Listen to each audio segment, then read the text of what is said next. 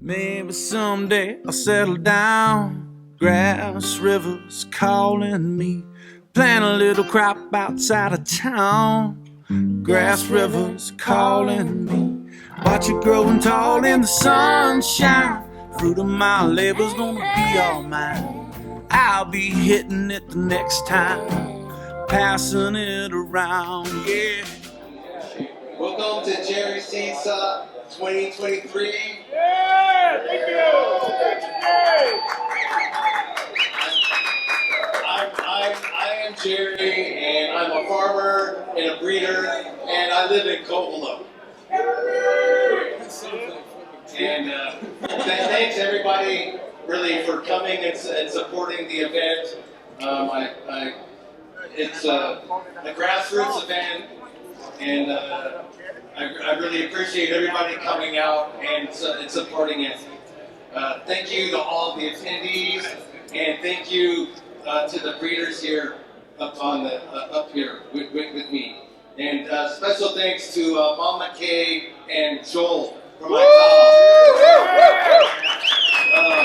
for all your hard work and your support in supporting me and helping me do this, because they really helped a lot, and I can't thank them enough. And thank you to Marnie, my girlfriend, for dealing with me and helping get this thing together, because she is really loved.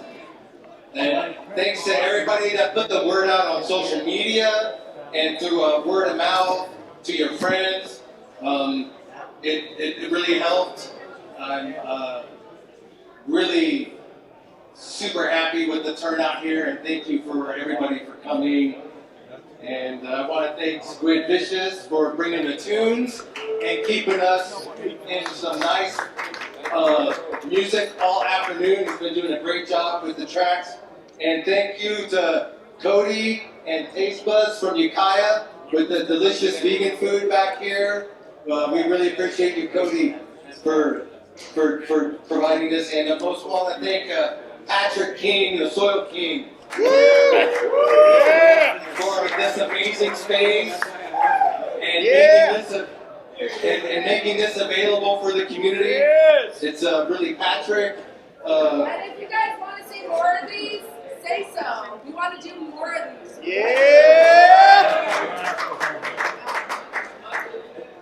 Yeah, and it's Patrick supporting the cannabis community here, and I really want to thank Patrick. He offered the space up. I took him up on it, and Jerry Seed Swap was born. So I really respect and appreciate Patrick so much. He allowed me to put this event together, and I did this event to bring our community together and keep our vibrations together, and just give people the opportunity to get their genetics out where we normally can't get it out because of the supply chain issues that have been created. And I want to thank Brian Behringer for the sweet logo. This guy kicked out. We got t-shirts over here, and Brian did this logo for the event, and much appreciation to him. And I've selected a panel here of breeders, and they're up here. I have a great respect for all these guys here. These are the guys that get seeds from up here. Me, Nick, Benjamin, Noah, Ital, Joel. You know, these I feel have put a lot of work into their seeds. They are extremely passionate about the plant, and I wanted to showcase all of these guys here because I love them all, and they are super awesome human beings. So first, I'd like to introduce Joel from Ital Foundation at the end here. Here we have Noah from Golden Fig Gardens Novelty Selections in Covelo, my brother from Covelo. We've got Benjamin Grant here from Humboldt. And And we've got Nicholas here, Green Source Gardens from Southern Humboldt. Sorry, Southern Oregon. Southern Oregon. He drove down from Oregon. I feel like I'm from Humboldt these days. I like it. And Nick is a super incredible human.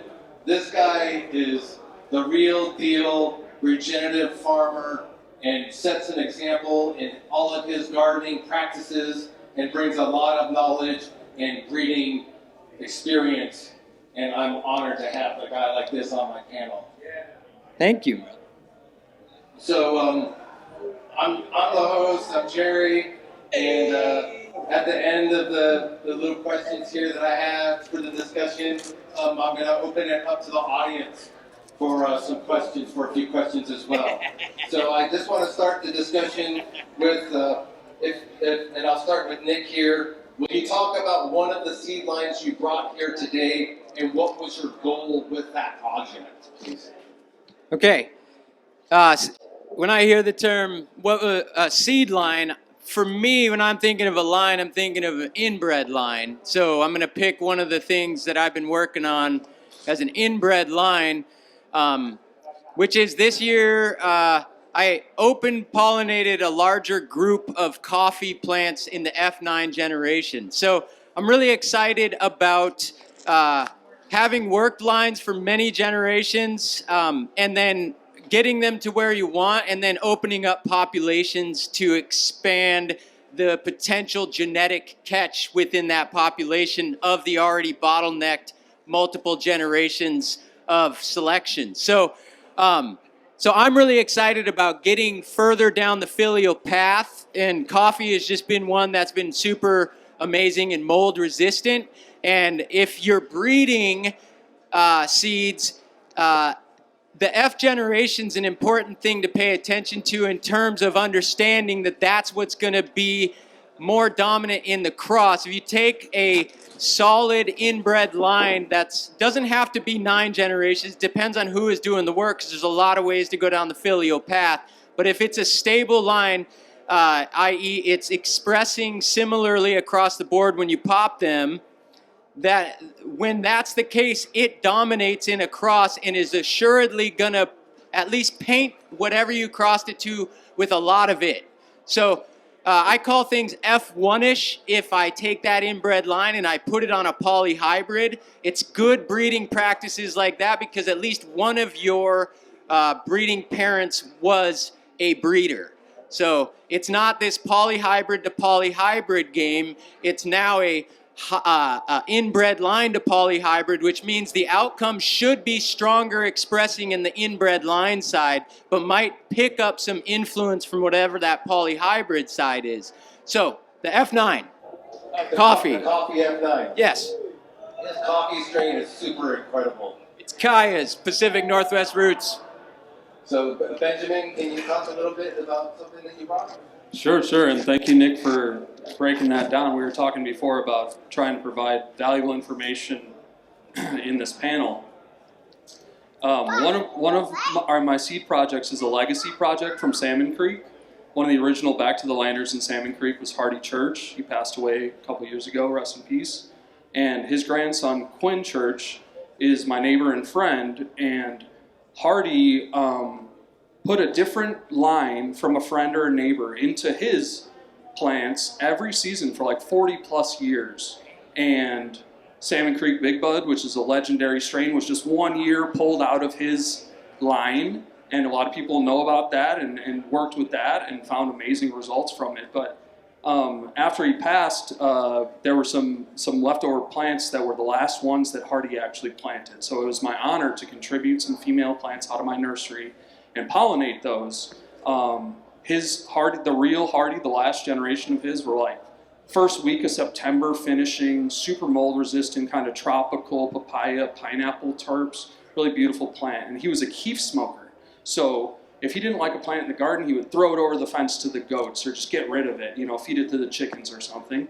And then when he smoked, he just smoked keef. So he would keef each plant individually and then use that selection as how he would plant the seeds from that plant the next year. So continuing on in that line has been an honor. did it once with a few plants last year, and then this following year there was a volunteer that was unidentified. We didn't know which cross it was, but in Hardy's tradition, we decided to bring in more females and pollinate that. So just for the genetic diversity and the legacy of it, that was probably the most important line that I did most recently. A lot of my stuff I just call polyhybrid madness. I'm taking commercial cuts from people's nurseries and a lot of interesting, amazing stuff. We're all standing on the shoulders of giants, really. Like, nobody was born with a pocket full of seeds, right? So my polyhybrid madness stuff is like, I don't know what it's going to turn into. I select the males because all the females are already, somebody already did all the work and selected that pheno cut that's going to go into a commercial nursery, and a lot of those are well known. But that's not really seed breeding, that's seed making, right? I'm just crossing stuff, and it's my pleasure to share that stuff with our community and people all over, because we're really privileged to have access to these genetics and all these different things. But yeah, much respect to the whole panel here, and thank you, Jerry, and to Adobe People Farms, the church family. Thank you. Yeah, so same thing, Noah. Could you talk about one of your seed lines you brought here today, and what was your goal with the project? The one I'm going to talk about is one of my dad's line, and I'm just kind of keeping it going, and it's Thai Black Star with Brunhilde. And it incorporates an old African bag seed that him and his mother-in-law, they were buying at the time in the 80s in Germany, found seeds in. And he crossed that with an old Aurora Borealis, and then a Thai and a Black Star, and he gave me that F1 now like 7 years ago, and I've been breeding and growing with it now here for a few years now in Mendocino County, and really excited. Made a whole bunch of seeds with it this year to get some of the seeds out there. It's a really beautiful sativa that can handle frost. It won't finish till about Thanksgiving, but it can take any sort of rain and frost, no problem. And it's something quite different. You don't really see anything quite like that around here much anymore. That high sativa type herb that has a high quality, different effects to it than pretty much anything else we got around here.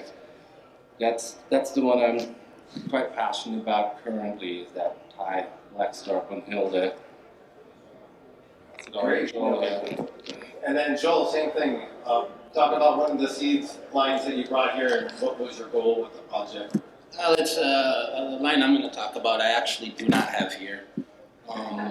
Still in the process of work, and it's been a chasing game. But I've been working on some African bag seed that I brought from Ethiopia about 2012. I hunted a large population 3 years ago and 4 years ago, selected a few clones out of that, and then started to do some breeding with those clones. I've taken on a few partners in the process of that, so the holdback is coming from that. Having to redo a couple projects that I have already forwarded and just didn't quite time out correct. But yeah, most important, like, to get some of them polyhybrids that I made with the Ethiopian that I brought forward out to the community, hunted, potentially a commercial clone for my nursery. Yeah, that's my biggest project right now. Great. Thanks, Joel. So we usually mostly talk about females in, circles and whatnot, but I want to talk about males. All, these guys here and myself, about, what's our process in selecting males. And my process in selecting males is that I'm usually looking for the anthers that stack and cluster in pretty tight groups, that hopefully as well there's some resin that's being developed on the outer parts of the anthers, and then in the end really because usually it'll be a pool of them, and then there's 5 or 6 that I've got my eye on, and then in the end I'll reverse those males to get some real resin so I can see like what terps that the male is actually passing on, because most of my projects revolve around a terpene profile that I'm trying to work, whether it's gas or fruit, and a lot of my work has been concentrated on gas strains now, and I've got this gas male that I've kept, that's a Covelo OG, Fire OG, Jerry Kush is the lineage on that. So I just kept back crossing gas on gas, select the males that season, figure out which is the gassier one, use that on the next cross and just go for that gas. So that's been my process on selecting males. Nick, could you talk about your male selection, please? Yeah. So if I'm opening up a population to hunt and breed with, I'm ideally doing is, especially if I'm working with less developed things, I want to do more. And so, and then what I think is important in beginning the process of like quickening your filial generation breeding is when they're young, you start to group them in alike-looking things based on similarities amongst the phenos that you're seeing in the early seedling stage. So it's like, if I've got, a group of 100 plants, I'm assuming that, half and half roughly, and then I'm going to start looking at, is there specifically 2 different things going on? Is there 3 different things? If there are, let's group the alike things together and watch them as they go. So just a little tip for just like strengthening your, putting alike things together from the beginning to reduce the amount of generations you have to work it before you can do like an open pollination like I was talking about. Because you can work it 3 generations and have something exactly across the board what you want, but you've had to make those selections really clearly in those generations, and then watch that. So, but in the process of then making the selections there, it's like, I'm obviously smelling them. Stem rubs, who's to say? I'm not going to say, for sure you got to do the stem rub, but you'd be kind of dumb not to. Or, it's just like you're looking and smelling and paying attention to them as much as you can. And that'll give you more relation to it. And with more relation to it, you can communicate better with it and you can make better decisions about what's going to be the one I choose or the several. Because if I can find multiple that look alike, let me give you an example of the guava punch from Brandon, Garden of Greece. Some of the best males I've ever found stem rub wise came from there. And so it's only ever like 3 or 4 out of all the males that are there that have that rub. So I hone in on that and I'm like, that's what I want to paint. And so onto the females. And so like, I will try to find similarities if I'm going to use multiple males, and I'll use multiple males if they look alike, and I'll use multiple males if they're stable. So again, like there's bottlenecking and then there's opening up. And so I like to bottleneck until I feel like they're all the same and then open up populations and do a lot of both. So I think it's important stage is like starting to identify similarities and phenotypes early on, put them in alike categories and work from there. Instead of just saying this one's good, this one's good, this one's good, I want them all, or just only one. Pay attention to more males, not just one. Thank you, Nick. Benjamin, can you tell us what your selection is? Man, you're a hard act to follow. One of the things that I do is root bound the males and keep them in a really small pot. And if they try to flower early, even under 18 hours or a 24-hour light period, I kill them. Because that means that chances are when you make seeds out of those and someone goes to clone them, they have like a stress flowering response, which you do not want.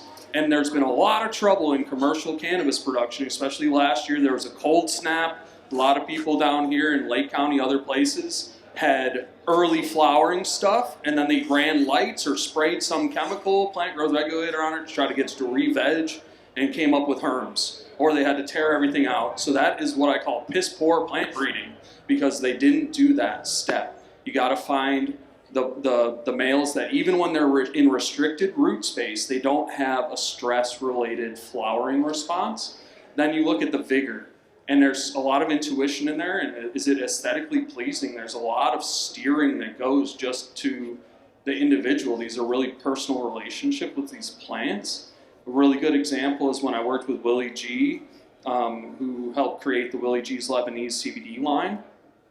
He made his selections. I kind of helped him through the process and taught him stem rub, segregate related plants that look similar. But when he made his selections are CBD dominant Lebanese hash plants, where I went and did my selections and they turned out to be extremely THC dominant. So something about what his body needed was different than what my body needed. So it's like, if you have a bunch of plants, you're going to gravitate towards one, and you don't know why. It might not have the best stem rub smell. It might not be the most vigorous one, too. And follow that intuition. Part of what I want to bring to this panel and what I want us all to bring is that, like, you can do this yourself, you know? This is something that you can create something amazing and unique and take pride in, and then share and have the joy of sharing it with other people. The stem rub, to me, obviously, one of the things in there is when you start rubbing all the stems, you only have so many fingers. So what do? And, you know, I'd learned take strips of paper and maybe even wear a gloved hand, but take strips of paper and rub the paper on the stems and then smell that and put it aside, and then take another strip of paper and do that, because after a while your fingers are sticky and everything kind of smells the same. Also remember, the most vigorous plant, it might not be the best plant. We're trying to grow high cannabinoid, high oil content, high terpene plants, and really commonly in herb cultivation, the smaller the plant and the runtier the plant, the more essential oils into those beneficial medicinal compounds come out. So it's really tempting to just pick the biggest, most vigorous one. We obviously want the plants to grow well, but there's something to be said too. If it smells a lot stronger, but it's half the size, it might be worth the gamble to take that one. And you're gonna, you know, you don't want a 12-foot tall plant that doesn't smell like anything. You want something that's gonna be valuable. Thank you, Benjamin. And Noah, the same thing. What's your process for male selection? So I absolutely agree with these two here, what they said. I would do everything that they were talking about. And what I've learned over the last few years is it's really important to just not even save a male the first year. Just grow it out and just pay attention to the plants and see how they act and see how the leaf formation, the colors, and get familiar with this cultivar. And then once you know the cultivar, then you have more of an idea what each male will bring to the table. Then you know the leaf pattern, you know the color, you know the aroma because you are familiar with the plant. You have smelled the female version of it.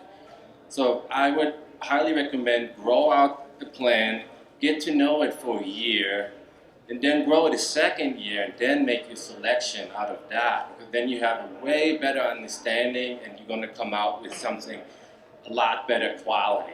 That's my experience over the last few years, what I've learned, and I wish I would have known this like 6 years ago, because then I was still picking just more vigorous male or something, or the earlier one. Like he said, I completely destroyed genetics by picking out the early male. I thought, oh, we need the early male to finish early. And then he just brought garbage to the table and totally fucked up my line and had to start all over again. Instead of just observing for a year, be patient, get to know your plant, and then start breeding. So thank you so much, Noah. And Joel, can you tell us about your process for selecting males? Yeah, it changed a little bit over the last probably 10 years, quite a bit. A long time we just bred for that vigor and big plant, big yield. You could pretty much sell any weed I grew, so that wasn't so much what I was focusing on. Now, my process is I plant many plants every year, seeds, and as I start to not cull males, but separate males from females, I pull the tag out and dump it in the bottom of the pot and repot it. And then from there, I don't have any psychological influence on what I'm looking at, because I talk to all these people a lot, and I run a nursery, so I have a lot of psychological influence that changes every single day. And rather than let myself follow that, I hide from myself what that genetic is. So then I go back and I'm only selecting for traits that I'm actually looking for. Nothing is over here talking to me, telling me like, "Oh, this might happen if you steer the other way." I don't listen to that no more. And on top of that, when I start to look at males, I don't believe in looking for female attributes out of the male. I don't look for stem rub. I don't look for trichomes. I want male attributes out of my male. I want it to contribute to the female that I've already, like he said, you got to see what the female going to do to make your selection. Once you make that selection, you can decide what to bring to the table with your male. But I think just like humans, I mean, the male brings a certain sort of power to a relationship, and a female brings the feminine aspects to the relationship. So finding the combination of that to make hybrids, in particular polyhybrids, I love how Nick's saying, it's crucial, I think, to have a stabilized, whether it's on the female or male side, you need something that's been inbred so you can really, really know what you're bringing to the table to even try to recreate. If your goal is to recreate, then you're gonna have to take some chances and make some polys and chuck some pollen and make some new this, that, and the next thing. Whether you're starting from an inbred line or a landrace line or something of the sort, but poly on poly, like he said, that just don't count. That's seed making, and so you take his tech, and then go to his tech.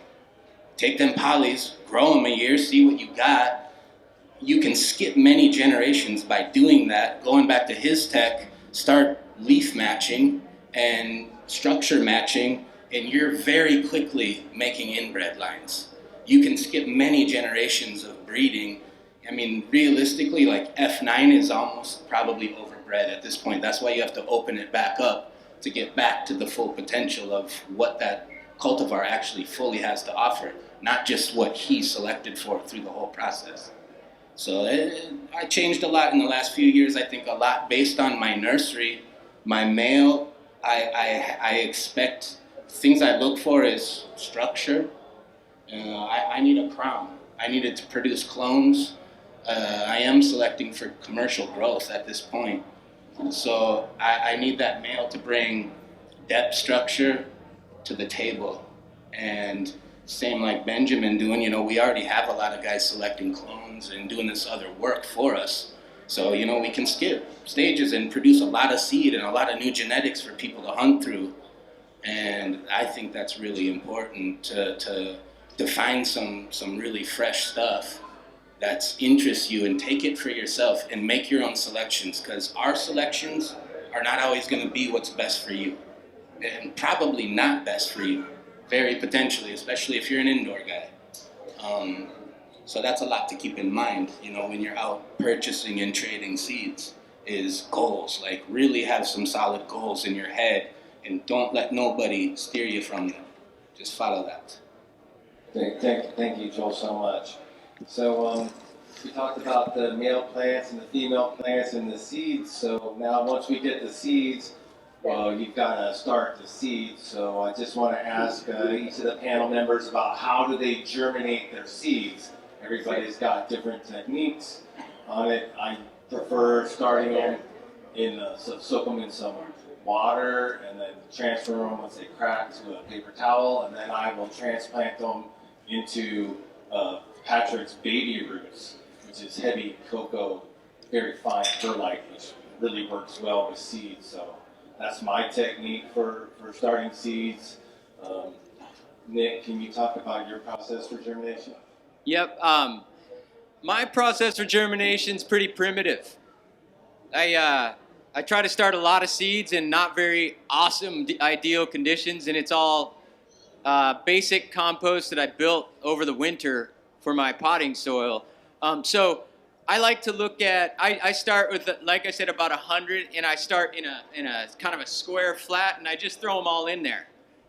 And I watch them, and it's all the soil I made from my farm. So it's not like stuff that came from a store or any product lines involved. It's straight up broken down organic matter from microbiology and biology. And And then what I do is I up pot them from that point. So I pull them out and individualize them, and that's mostly for metric. You know, I do run an OLCC licensed farm, so I have to keep in mind a lot of things around being able to track and all that. So that's the main reason there. I would do things a little different if I wasn't dealing with these things that they want from us. But what that does help me do is get one in each little pot, and this is for production. If I'm actually seed breeding, I'm germinating clumps and groups, and I'm watching them all together and making my, I'll even grow them all together. I think if you're breeding, if your job is breeding, my germination's different. So there's, what's the end result of the grow that you're doing is going to dictate some of the processes. However, I up pot into 4-inch, and then I up pot into 2-gallon, and then I sex from there and separate and do my selections for males and that kind of thing. But I don't put them in my mouth anymore, and I don't soak them anymore. I'm just like, I really want to be selecting for what grows easy. So if it doesn't come up easy, I'm not that interested in it. And if I have to do, I do too many seeds to have to put them in water first, you know, and watch it and separate when they're already germinated. I just like to see them come out of the ground. So. Thank you, Nick. Benjamin, can you tell us your process for germination, please? For sure. I think it depends what your goal is. You know, I get a lot of questions, and it's one of the contentious kind of issues in our community is what to do with old seeds, because they're so valuable because you can't recreate them. They're 40 or 50. You know, a lot of times really old seeds, these sock drawer seeds, these legacy seeds, are so valuable. You don't want to see them rot in the cup or in a paper towel with water in there, you know. So what to do with those? I think hydrogen peroxide is a valuable tool to clean off the bacteria and fungi that may have been, you know, accumulating or found those seeds and give them a really clean start. Using Bacillus subtilis and Trichoderma microbes to keep the soil microbiome healthy. And protect the little seedlings from Pythium, especially, and damping off. Damping off is a nightmare. You know, when you got a whole tray of seedlings and they just fall over at the base because you overwatered them or it was too cool or whatever. Bacillus subtilis and Trichoderma especially are the most beneficial in my experience for that. As far as what I do, generally, I like just putting them in 1-gallon pots of a natural and organic potting soil. I like black gold. It's been around for a long, long time and always works. I used to put them in little 6-packs where it's 48 per tray and have to transplant them out and do all that. I just like giving them more root space. I don't know, I think they're just happier. I put them in soil. I think people complicate it too much where it's like the paper towel and water thing. I can't see any benefit to that unless you have a bunch of really old seeds and you know the germination rate might only be 5 or 10%. Then you're not going to fill up 1,000 1-gallon pots for 50 plants, right? So that's when you have to use that kind of tech that's more efficient. But starting sterile and then using protective beneficial microbes to keep damping off and Pythium down. Thank you. Noah, can you share with us as well your germination? I think it's important to understand that the seed has a microbiome. It has a coating on the outside. I just learned this a couple of years ago and it blew my mind. So taking that in consideration, I suck on my seeds. I put them in my mouth, and I close my mouth like this, and I keep them in there for about 10 minutes. And that heats up the seed. It gets activated because your body has a certain temperature, and then the seed heats up. And the seed microbiome also gets inoculated with your saliva. So then you are creating a cannabis specifically for your body, for your chemical makeup by doing this. And I found the seeds to germinate the fastest that way. I had them come up out of the ground within 24 hours before. That was the fastest I've ever experienced. Out of my mouth, in the soil, 24 hours later, they were peeking through. The average is about 48 hours if you use it out of your mouth. And then I like a hiss with a gallon or 5 gallon. I prefer it too. Then you have to have less transplanting. That all depends on your nursery space. Ideally, you can do that. But if you don't, then little squares work too. But I think the sucking on is huge. And then I also, like he said, encourage the beneficials. Like nowadays, there's more and more viruses and stuff out there, even for plants. So it's important to have some sort of beneficial inoculation in the soil to start with to help out the seed, its microbiome as soon as it comes up and get through the soil, that there's everything there healthy that it needs in order to thrive. Well, I 100% agree with Noah, and I did that for many years. That would be my preferable tech as well. But since we are coming into the age of viroids and microscopic insects and all these other things, I've switched to a little bit more similar to what Benjamin's doing. And I use a citric acid and an enzyme, and I just do like a 5-minute soak, and then I pull out and I direct sow. And then I will generally soak my soil with a lacto or some other type of beneficial bacteria. And somehow, you know, depending, I like the black gold as well because it's kind of like a blank slate. You know, and you get a little fungal balance with your bacteria, and same like Noah's saying, you're going to have plants to look at in 48 hours. And if you got good viable seeds, it's on, it's going. Thank you so much. Just to touch on a little bit of what Benjamin said, you know, a lot of people have older seeds. Just what's the longest, like, personally, like, what's the oldest seed you started? You know, in the last couple of years, I've jumped into stuff that's like, that I made. I haven't gone into really somebody's old stock, but I've gone into over 10 years with my own, and I store things in the fridge, and everything's popping still. So, you know, I tell people if you put it in a fridge and leave it in the fridge and don't mess with, take it out, put it in, take it out, just leave it in that spot. And if it just sits there, I think you got 15, 20, maybe even more years before you really see it degrade. But the most important thing in that process is how you pack them. So you have to make sure your environment is conducive, i.e. low humidity, while you're packaging your seeds. And then you put them in the thing and make sure that, hey, it was 30% humidity when I packed these. Now I'm putting them into a vial or a sack or something that's going to maintain that low humidity in the fridge. So even if I open and close that fridge, it's sealed in something that's trapped there. Never, and this is important for hash, this is important for seeds. You never open your fridge, open up your seeds, and then close them and put them back in.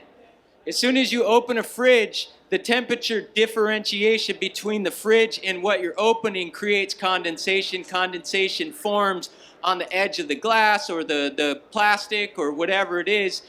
I'm a believer in storing my seeds in paper envelopes as well that are in moisture sealed containers so that there's a desiccant that is absorbing any moisture that might come from mistakes. So oftentimes if people are having problems with germinations and they were peeking at their seeds, they were looking at their stuff and they were in and out of a fridge, it's their fault. So as a breeder or somebody who provides seed to people, it should be viable when I give it to you. And then it's up to you to make sure you pay attention. You don't leave it in the car in a black envelope. You don't get the high temperature, high humidity is the worst thing you could do to seeds. So. Thank you. Benjamin, what's the oldest seed that you've cracked? When I started growing as like barely a teenager, I started with all Mexican brickweed seed that I was getting in Chicago, right? And I was getting this terrible brown Mexican sativa shit. And when I was getting the sticks and stems, I would throw them in the corner of the room, in between a drawer and a cabinet or something. And when I finally, years later, decided to clean my room under strict orders, I found like 1.5 or 2 inches of just sticks and seeds. And that's how I started a whole breeding project that lasted years and years and years. But anyways, those might have been the oldest seeds I ever germinated, because they were probably 3 or 4 years old by the time I got the brick of Mexican weed, and then they sat there for, a few years. I've got really old seeds in my collection. I keep my stuff in a freezer, generally in a sealed container with desiccants. I make my own little desiccant packs with instant dried brown rice and salt, and I make like with a napkin or a paper towel and a rubber band, I make my own little desiccant packs. So it's sealed in there, it keeps dry, and I agree, you never want condensation in those conditions. But yeah, I think I'm the youngest guy on the panel by a little while, and it's like I said, it's an honor to get old. It's an honor to get old seeds, right? It's something that is beyond you. It's somebody else's really hard work for generations and generations. This landrace stuff and all these seeds come from generations, hundreds of years of people playing with them and honoring the plant, wanting to push it a little bit forward just to the next person. And yeah, so yeah, maybe 6-year-old, 8-year-old, something. It's pretty cool. No, how about you?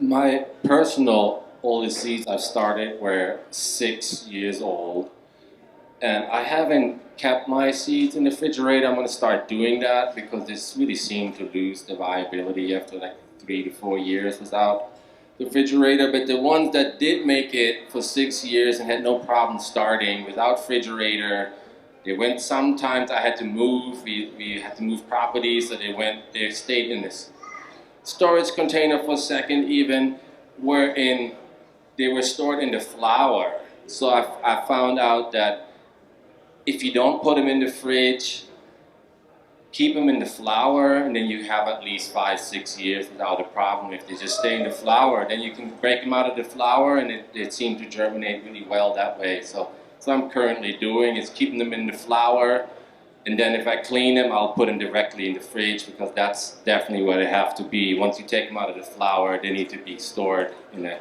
proper environment, because they stop like 2-3 years. It's like amazing how much it changes the viability of germination if you don't keep them properly stored.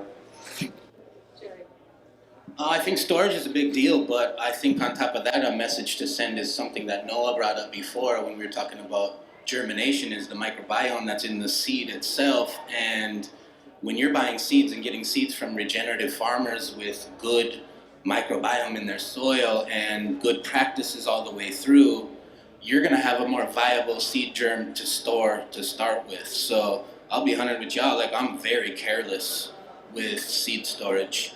I don't branch breed anymore. I full plant breed, so I generally make 30 to 100,000 seeds of everything I make. So I don't concern about storage as much, I guess, per se. But I think the fridge would be the ultimate tech. But I think one thing you brought up, Nick, that's really important is the environment that you're shucking your seeds from. I've been guilty many times of creating something, not even getting around to cleaning it for a couple years, and then pulling them seed from plant material and directly put them in plastic bags and having fungus and mold start to grow on them. So that's something to, I believe now that it's important to get your seeds cleaned out of your material and get them put away, so you're preserving that oil and that germplasm in a way. But I think most importantly, it's just something the vibes on it, like who you getting seeds from, or how are you creating them yourself. I know a lot of guys that make seeds on their throw-out shit, their stressed-out plants, and I don't believe in that. I believe when you create something, you go through the process of stress testing it, but you don't breed seeds onto a stressed-out plant. There's no sense in it. It doesn't make any sense. You breed healthy seeds. and that is going to contribute to how long you can store them. I have been fortunate in my life to grow up in these hills, and I've been handed down many family collections of seeds of important breeders who are gone. And I'm lucky enough to be able to be handed some of their things. So I've been in other people's older seed stock. Last year I got some 24-year-old seeds to go, using that enzyme and citric tech. I think the most important thing is when you are popping off some of those old things, the dampening that Benjamin was talking about is going to be your biggest enemy. A lot of them seeds will germ and throw water leaf, but it's that stage that is the most crucial. That is where you're generally going to lose that old stock to a bacteria that has been in that germplasm from however many years ago it was made. So that dampening off and watching those seeds, like, I think it has to take a lot more care, but I think even poorly stored seeds, 20 years, no problem if they were raised and bred and made correctly. Thank you guys so much. I want to just talk a little bit about, we're in this world that is a monopolization and a commoditization of cannabis strains, where the professional retailer nurseries really only have what I would call a commodity strain, which would be a gelato or runts, because in the regulated market, that's what is moving and is the actual commodity here that we're dealing with. So my question here is about, regardless of all of that commodity stuff and that's happening in that universe, which is not our culture, what's the future of cannabis varieties, and in what direction do you want to see the industry go, or where do you see it going? I don't believe in the industry that much. I have very little hope for it. I think industry is the problem.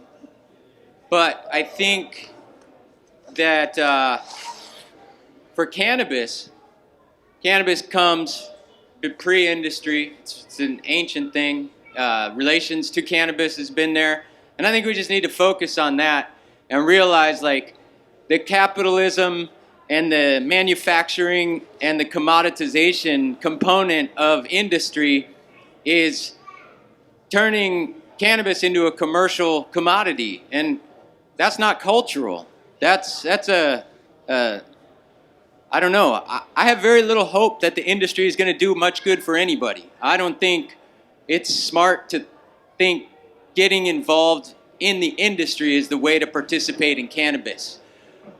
I think getting involved with growing the cannabis and taking care of plants and not focusing only on cannabis and understanding the value of perennial crops and understanding how to read ecology and ecosystems and the environment you live in so you can strengthen your ecology. When you can start to participate in your environment in a way where you're increasing the diversity of plant species, microbiology, all that, you are at that stage strengthening your ecosystem. When you have a stronger ecosystem, you have a more resilient plant potential within that ecosystem. And so I think really the future of cannabis is about restoration, remediation, and distancing itself from commercial industry.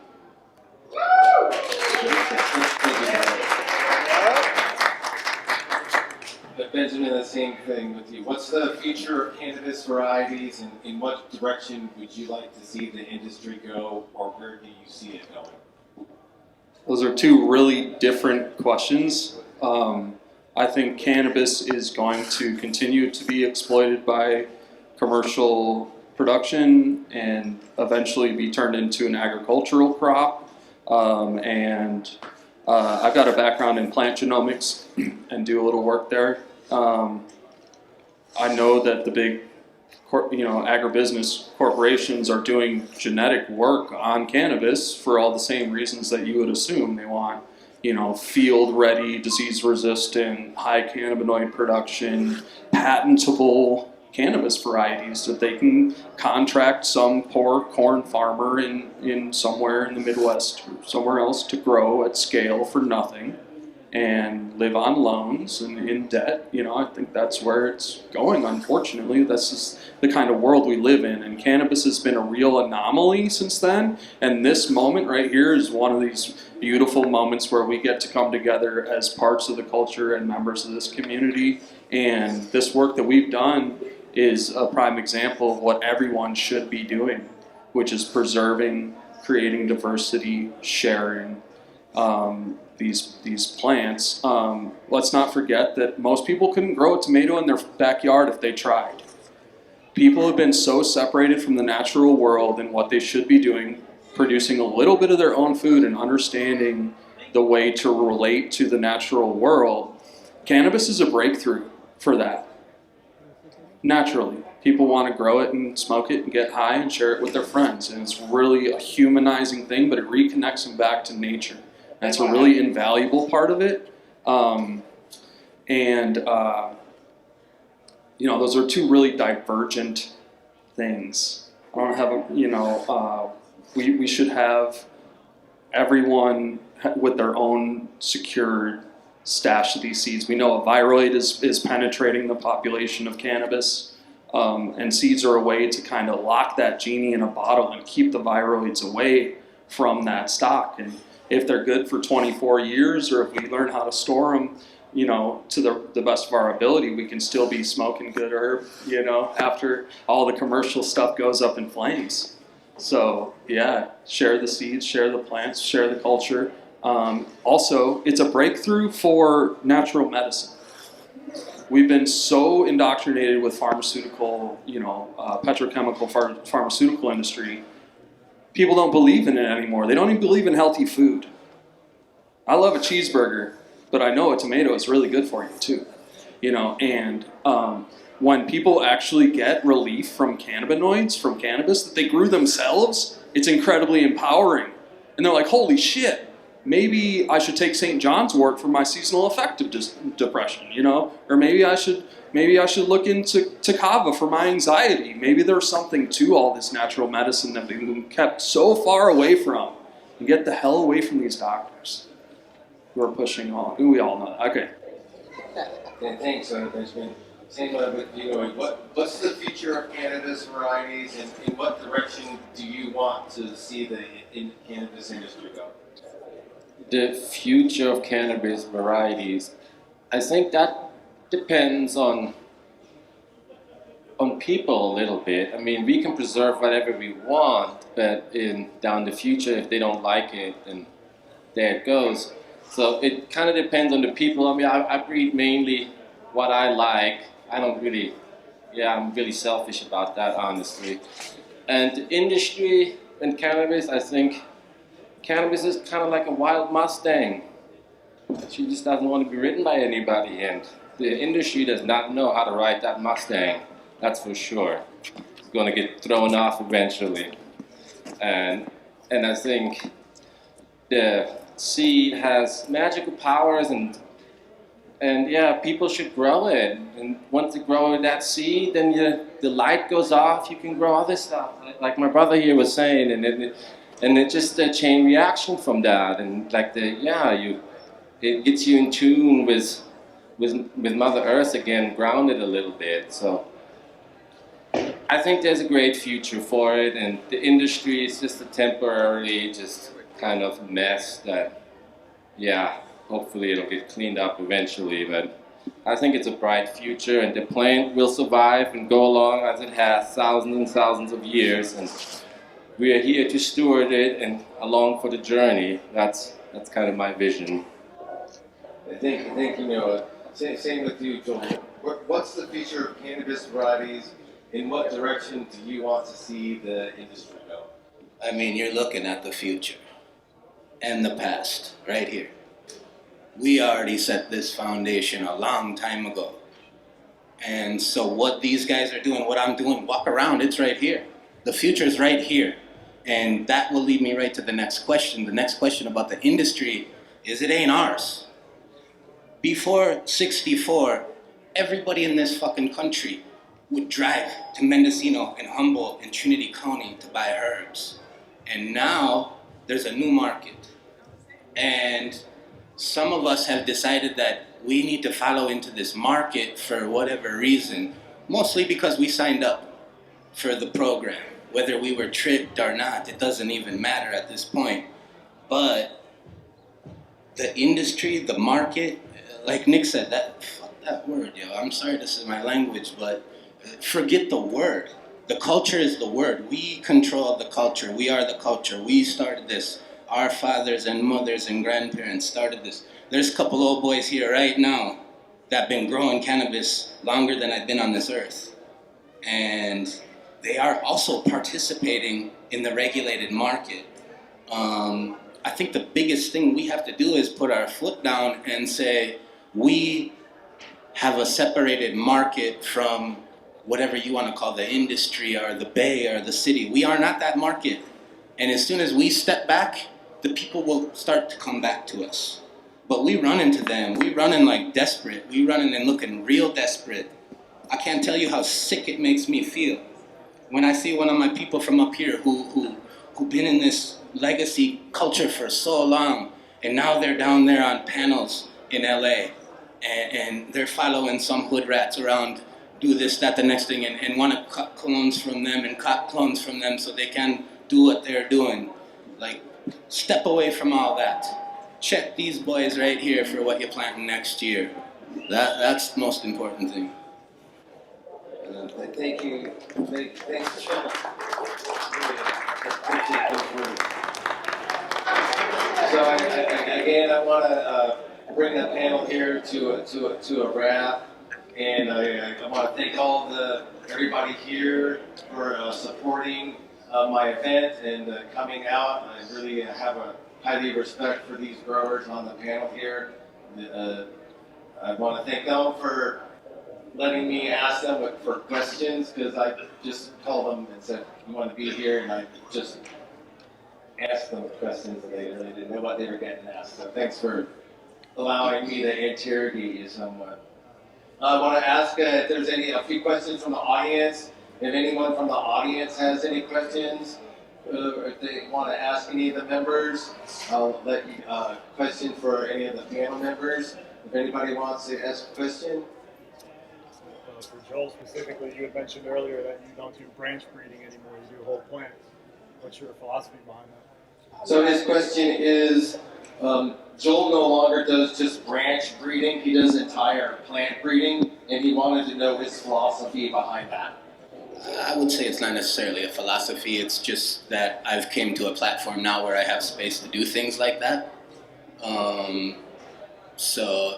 And making bulk seed is important to me, because when you create a new cultivar, an F1, or even just make seeds, if people start hunting that and they're finding pure glory, you don't want to have to do that project over again. So if you already set the space, make it worth it. Make it worth it. And I just am a really big believer in F1s, and for people to purchase and take in for themselves. All the stuff I work for myself and line breed for myself is for me and my neighbors that live around me in a similar microclimate. But if you're gonna take my thing and go far away or go to the high desert or the coast, we have to have a conversation about what you're gonna do with them. It's just become a thing now for me. I kind of agree with Noah on seeing the full potential of the plant before I breed on it. So generally I've done that, and I'm ready to fully vibe that plant with some pollen and make something out of it. And when you're creating seeds and you have done it for a long time and you see thousands and thousands of plants, I believe in myself. When I'm making seeds, I don't chuck pollen for no reason. I don't just have pollen and because I have that female, I don't do that for no reason. I have to have at least some sort of philosophy about what could potentially come from that. I ain't trying to create disasters. So I think with the experience people like we have in seeing so much cannabis in our life in different cultivars and working through failure is where I've came to the point now where I can very confidently pollinate a whole plant, make 30, 40,000 seeds, and I know I'm going to do something with them. I know there's somebody out in the world because our genetic market is massive now. The world is looking at us. The whole world is looking at what's coming from right here. They want it, they need it, they cannot progress without it. So yeah, that's what we have here, and that's what we need to preserve is our own market. But at the same time, we need to give it to the world. They're waiting on us. Thank you so much. Anybody else have a question they'd like to ask anybody here on the panel? Otherwise, I'm going to conclude the Jerry Seed Swap Breeders panel. Again, I want to thank Joel from Ital Foundation, Noah from Golden Fig Gardens Novelty Selections. We've got Benjamin F. Grant here, and we've got Nick from Green Source Gardens. So thank you guys so much for being on the panel. Thanks for all of you participants for showing your support here. And we're going to head back to our booths, and the seed swap is still 6 o'clock tonight. So if you want to talk to any of us or get any of our seeds, we'll be here till 6 o'clock. So thanks everybody so much. Maybe someday I'll settle down. Grass River's calling me. Plant a little crop outside of town. Grass River's calling me. Watch it growing tall in the sunshine. Fruit of my labor's gonna be all mine. I'll be hitting it the next time, passing it around, yeah.